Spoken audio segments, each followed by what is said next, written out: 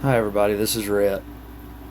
The gospel is 1 Corinthians 15, 1 through 4, that Jesus died on the cross for our sins, according to the scriptures. He was buried and he rose on the third day, according to the scriptures.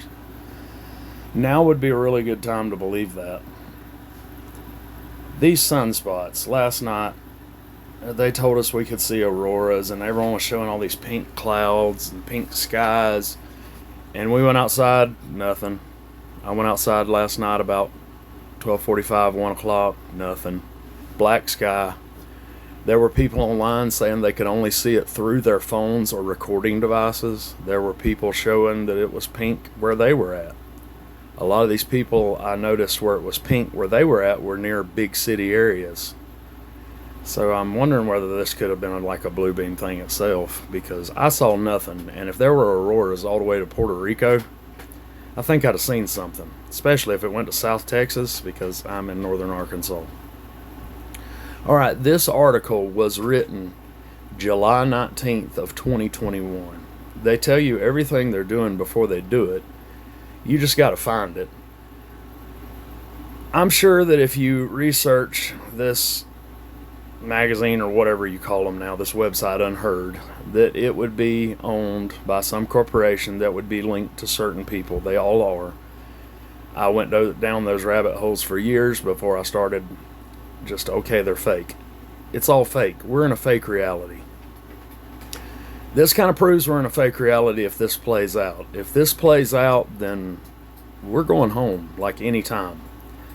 This was written by Brett Weinstein on July 19th of 2021, and it's a fiction story about a CME that come off the sun on May 9th of 2024 and hit on May 12th of 2024. I'm going to let the phone play it to you because it reads without an accent, and I don't.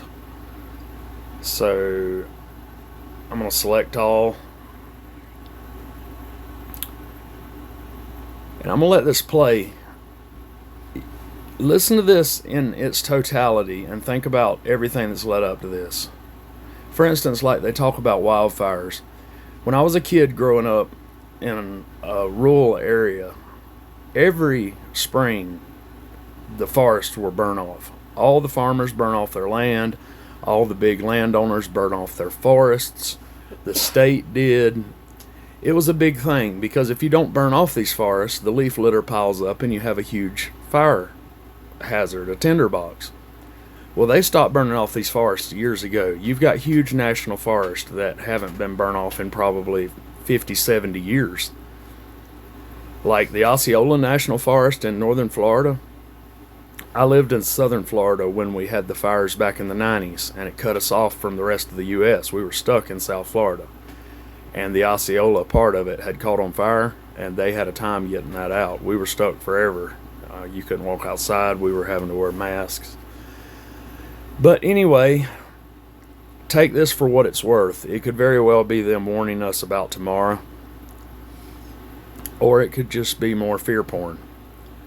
But there's something up with this. I mean, the coronal mass ejection had laser beams going into it that have been documented by several different people. They could tell you that a sunspot's happening and show you something that happened 10 years ago, and you wouldn't know the difference. I mean, none of us can go to space. How do we know what the sun's doing? So anyway, take it for what it's worth, but here's the article. Search for how the sun could wipe us out. A burst of plasma would set in motion a devastating cascade of failures. The solar apocalypse is imminent. Credit: Frederick J. Brown, AFP via Getty. Brett Weinstein, July 19, 2021, 7 minutes. The world began to end on 12 May 2024, though another 309 years would pass before our species finally went extinct. The apocalypse was not the result of one thing, unless that one thing was that we repeatedly ignored signs that industrial civilization had become increasingly fragile, even as it grew ever more powerful. But our end very definitely had a trigger. A burst of charged plasma from the sun caused the sudden, simultaneous collapse of numerous electrical grids across the world, setting in motion a cascade of devastating failures from which humanity would never recover. In one regard, this was perfectly predictable. In any given decade since the grid's invention, there was a 1 in 8 chance that such an electrical collapse could occur. In 2013, a report had warned that an extreme geomagnetic storm was almost inevitable and would induce huge currents in Earth's transmission lines. This vulnerability could, with a little effort, have been completely addressed for a tiny sum of money, less than a tenth of what the world invested annually in text messaging prior to the Great Collapse of 2024. And it wasn't as if the profits of some powerful industry depended on leaving the vulnerability open. The fossil fuel industry had a reason to oppose sustainable power, but the grid's vulnerability enriched no one. In fact, every person on Earth stood to benefit from fixing the flaw. And yet it remained never a priority, perhaps because nobody could predict when the fuse would be lit. The burst of plasma leapt from the sun's surface on May 9, 2024.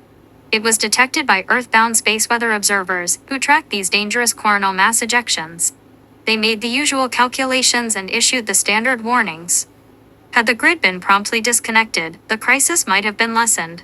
But as was invariably the case with geomagnetic storms, they could not say how seriously, or even if, this burst would disrupt power, so the scientists' warnings were largely ignored by grid managers, who don't like blacking out vast areas on the remote chance of a severe problem. Crossing fingers had worked pretty well in the past. This time it did not. The plasma cloud had hit the Earth just so, inducing violent current fluctuations that burned up numerous electrical power transformers from the inside. The blackouts that started in May 2024 were not universal at first. The eastern third of North America was among the most extensively affected areas, with 30 massive transformers completely destroyed. In ordinary times, a single replacement transformer took 3 years to deliver. Suddenly the world faced an emergency need for more than 100. Few who faced the initial blackouts had any idea what had happened, how big an area was affected, or that substantial grid repair would take years. The blackout cut them off from power, yes, but also from information. Most assumed their electricity would be back within hours or days. When night fell, the solar storm filled the sky with a spectacular display of northern lights visible as far south as Costa Rica, all the more dramatic in the places that had suddenly gone dark, a dazzling final curtain for industrial civilization. This brilliant sky created a festive atmosphere. By the second and third consecutive nights, the mood became increasingly panicked. People started trying to flee the blackouts by car. Most, not knowing how far it extended, made their situation worse. Without power, no gas was available, and so these first refugees were forced to abandon their vehicles haphazardly. Roads became blocked. The military tried to keep order, but their attempts to calm the population with false promises and inadequate aid caused them to be viewed with suspicion and hostility and sometimes targeted. Desertions became common as soldiers set out to protect their families. Suggested Reading. President Kamala would destroy America by Sohrab Ahmari. Even where the power remained on, life was not normal. Those near the blackout border quickly faced armed raids from the dark zones. Residents fled toward the powered interior. Wave after wave of refugees arrived, drawn to anything functional, quickly overwhelming it and creating new refugees. As everyone saw chaos erupt around them, they became intensely focused on immediate needs. Everywhere, there was hoarding. The sound of gunfire became ubiquitous as armed syndicates emerged to overwhelm isolated preppers. The distinction between offensive and defensive killing was lost. Canned and freeze-dried food became inconceivably valuable. Currency became worthless as people realized society was unrecoverable. Humans modeled danger based on their own experiences and those of their ancestors. Solar storms were nothing new in 2024, but the jeopardy they posed to humanity had increased only very gradually since the last really big storm in 1859, the year Darwin had published The Origin of Species. That storm caught the eye of a British astronomer named Richard Christopher Carrington, who noticed unusual solar activity and linked it to the spectacular aurora that had appeared. What became known as the Carrington event damaged telegraph systems and delivered shocks to a number of operators. Some found they could send messages even with the loss of power, because the storm had induced currents in the wires. Fascinating, but not the stuff of the nightmares, on a planet not heavily dependent on industry.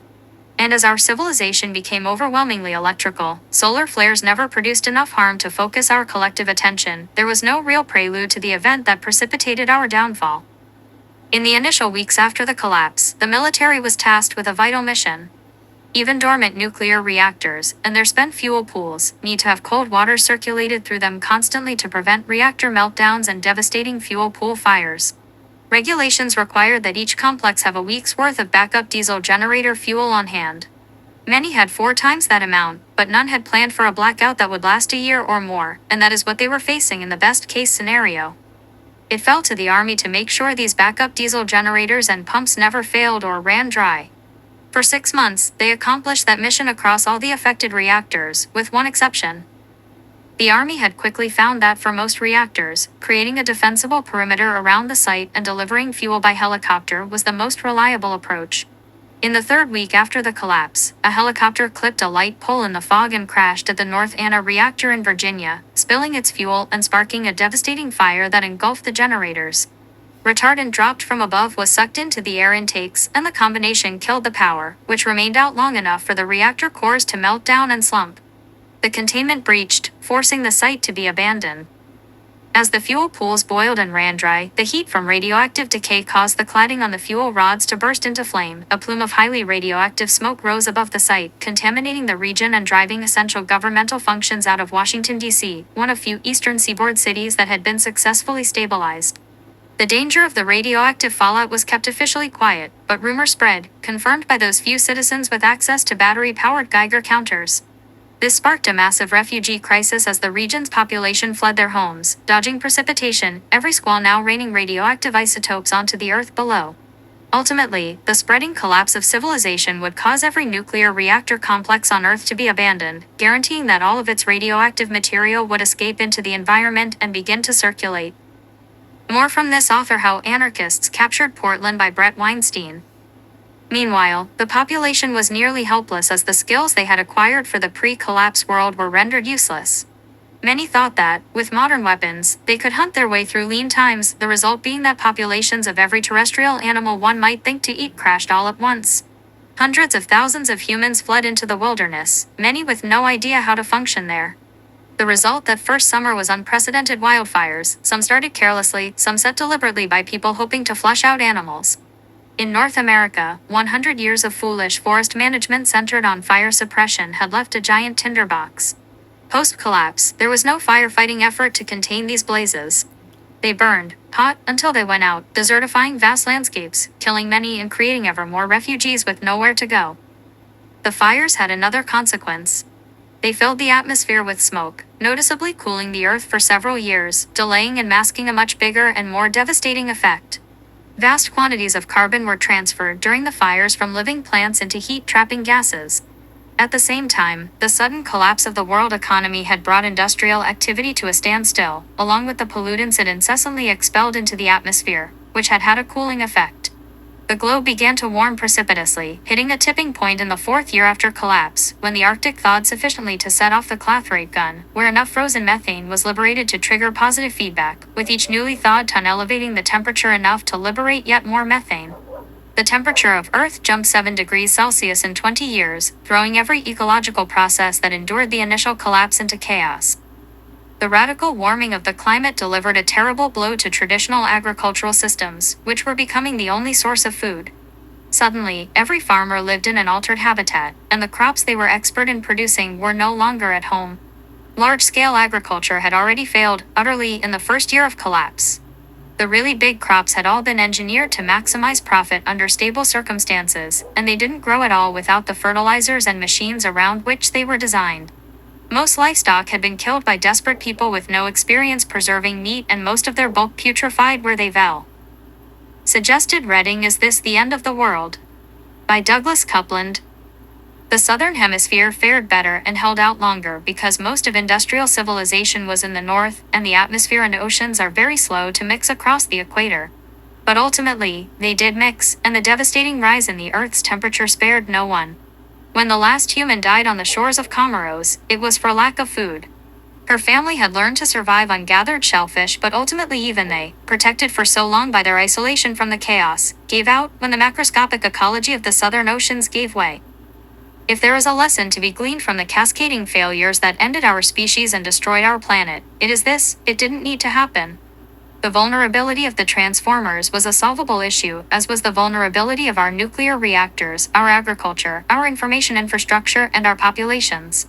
The fact that solar flares could precipitate a catastrophic power outage had been well understood, but minimizing this hazard never became a global priority. All it would have taken is money and time. Once the transformers were destroyed, money became meaningless and time had run out. Back in 2021, the sun was predicted to reach its next solar maximum in 2025. Humanity crossed its fingers one last time. Well, there it is. 3 years ahead of time. I'd say the dude's pretty good, wouldn't you? They could do something like a warning shot to us. If the power goes out and you go outside and your car will crank, it was not a CME or an EMP. If your cell phone still works, which newer cell phones, some of them are shielded, but for most part, all your electrical devices are going to be fried if it's a CME or if it's an EMP. If they're just playing with us, then the power's going to go off. So we'll see what happens. I love y'all. Jesus loves y'all. And we'll all be loving each other together soon. Talk to you later.